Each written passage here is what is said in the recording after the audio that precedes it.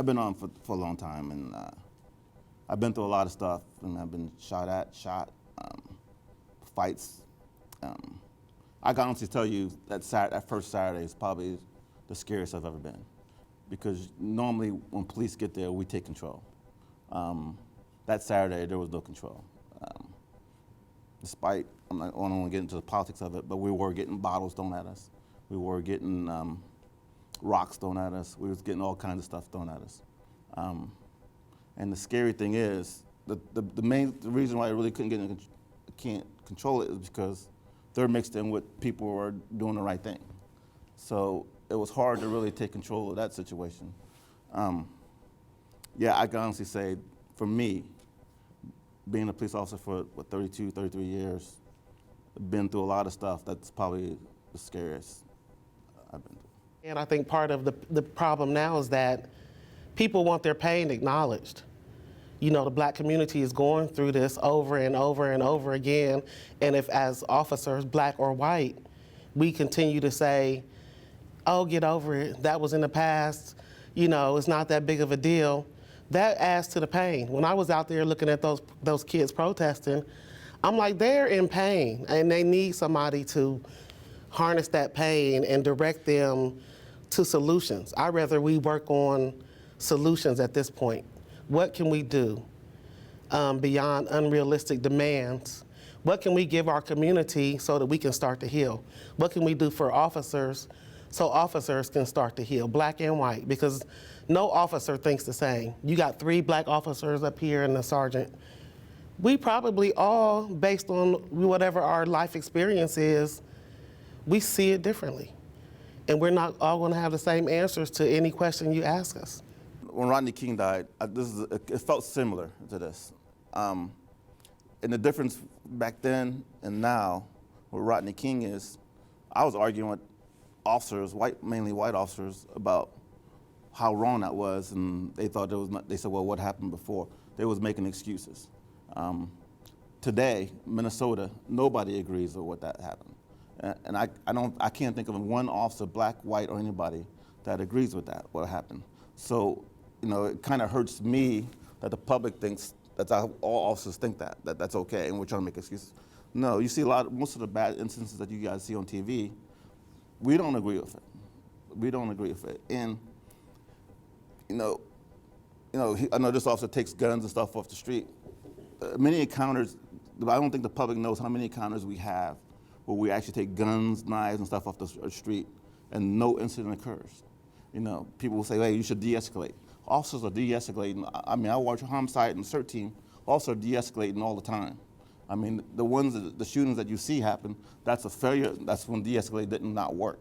I've had family members, friends, that are willing to go down to the protests to make sure I'm okay. And I'm the police. I look out for them. But in this time, they feel like they got to look out for me. And it wasn't a day or two ago. You know, I am from Fight Precinct, born, raised. My people are still there, and I'm not afraid to say it because it's a ton of them, and they know who they are. And the thing is that, you know,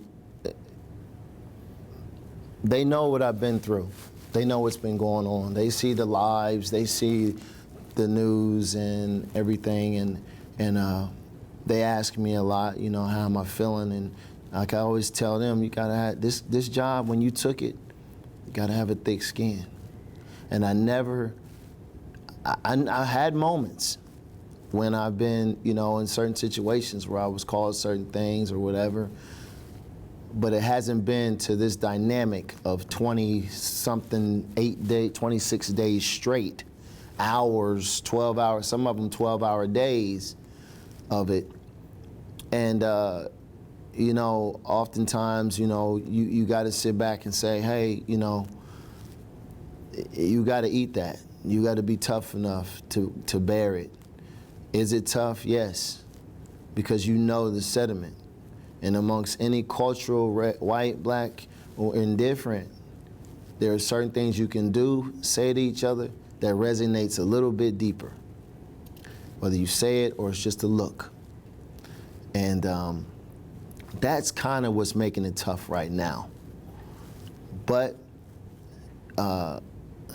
looking at it in hindsight, I understand the cause. So. When I first came on, black officers, the older black officers, they told us which officers they thought were racial. They thought to stay away from or watch yourself, you know. And I can honestly tell you right now, there's only one officer that's on the division right now, a sergeant, that I know of that's racist.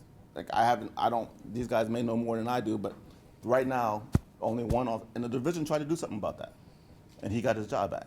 So if the division, as far as I know, and I don't know, you guys can back me up, if there's a racist, something's racist going on, and it's reported, it's been investigated. So I don't see the systemic racism, if that's the question you're asking. I don't see it as a homicide detective.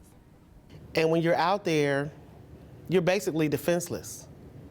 So you can stand there and talk to people, you're face to face with them, and there's nothing really separating you from those people. So the moment those people decide that they really want to take over the street, or they really want to hurt officers, or they really want to make a move, these officers they're defenseless. So that's a scary place to be in. I'm risking my life out here every single day. And one bottle to the head, when I'm wearing a white hat, I'm going to be injured possibly for the rest of my life. That bottle can kill me. These people. A scooter. Yeah, I mean, I can end my career right here. So that's a place nobody wants to be in. I can retire today, tomorrow, whenever I get ready. But these officers who have their whole career ahead of them, this is life-altering for them. And those are the ones I'm concerned about.